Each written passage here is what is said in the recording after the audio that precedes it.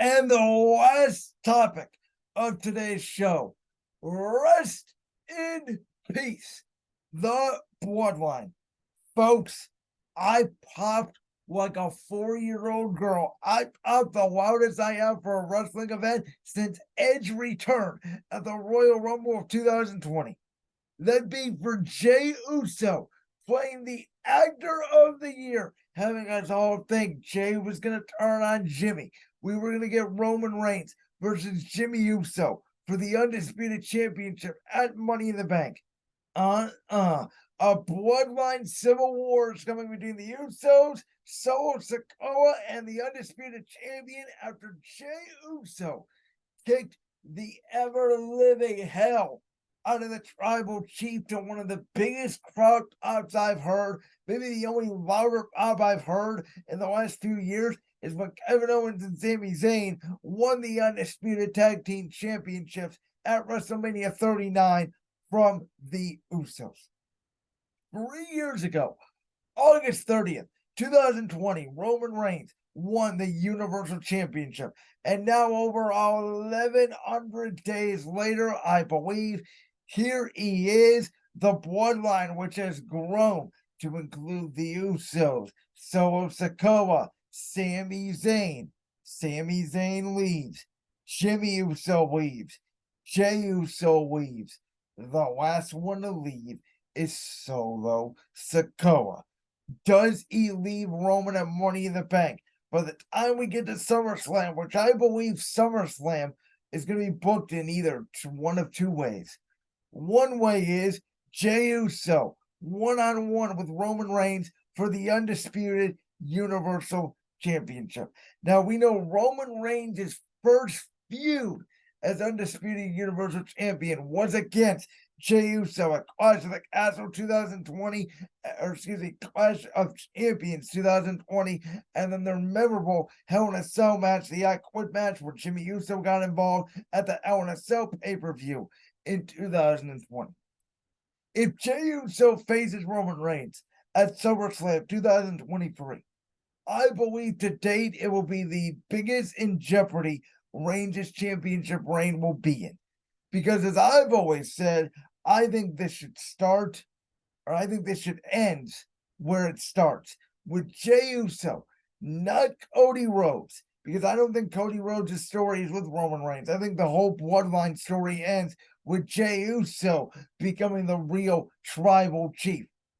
And maybe Roman Reigns goes on vacation, Jey, Jimmy, and Solo, maybe even Heyman, who knows? Maybe they're bringing another Bloodline member, like a Tamina or somebody else like that, and they form a new Bloodline, like Triple H did with the new D-Generation X. That could be very possible.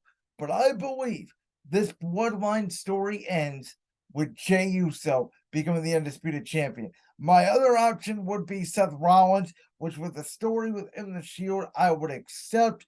But I think now the whole story is about Jey Uso. So again, if you book Jey versus Roman at SummerSlam, unless you're planning for a rematch down the line at WrestleMania 40, which could also be possible, I think Jey Uso could take the championship from the tribal chief at this year's SummerSlam.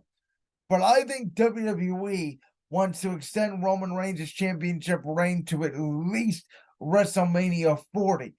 And I proposed, again, before all of this, before Clash of the Castle, before Jimmy Uso blew up Roman Reigns at Night of Champions. I don't know why I keep saying Clash of the Castle. It's in my brain because it was such a good premium live event with Reigns and Drew McIntyre. Before Jimmy Uso turned on Reigns at Night of Champions, and before Jey Uso turned on Roman this past Friday night on SmackDown, I had pondered whether WWE is seriously thinking about making Roman Reigns' championship reign to about WrestleMania 44, 2028. I don't really know how they do it, but I think there's a real possibility that could happen. I think the route you go for SummerSlam, this story is so well done, by the way. Jimmy, Jey, Heyman, Solo, Reigns. The acting has been incredible, whether it's been in the ring, the promos, the in-ring fighting during the matches. Everything about this story makes you want to turn to a TV set every single Friday night, regardless if the tribal chief is there or not. Fatal 4-way at SummerSlam. Jey, Jimmy, Solo, Roman. Undisputed championship is on the line. Roman Reigns pins Jimmy Uso, and we can work our way back to where I think WWE still wants to do a Reigns Rock match for the championship main event night 2, WrestleMania 40. And maybe then you wait till WrestleMania 41 or the following SummerSlam for Reigns and Jey Uso one-on-one match.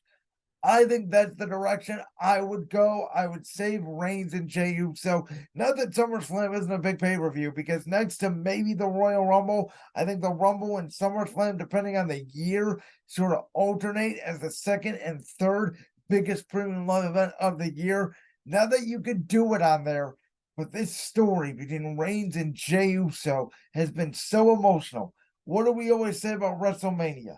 It's the showcase of the immortals and the biggest storyline potentially in the history of WWE, if you think about it. Obviously, Steve Austin and Vince McMahon had their run that catapulted WWE to the stratosphere, but that storyline did not go on as long and as consistent as this Bloodline story, which, by the way, raising tickets, WWE merchandise up, WWE live event sales are up, WWE TV ratings are up. Everything in WWE, every metric in WWE is up. And the main reason and the optimism for WWE right now surrounds around the Bloodline.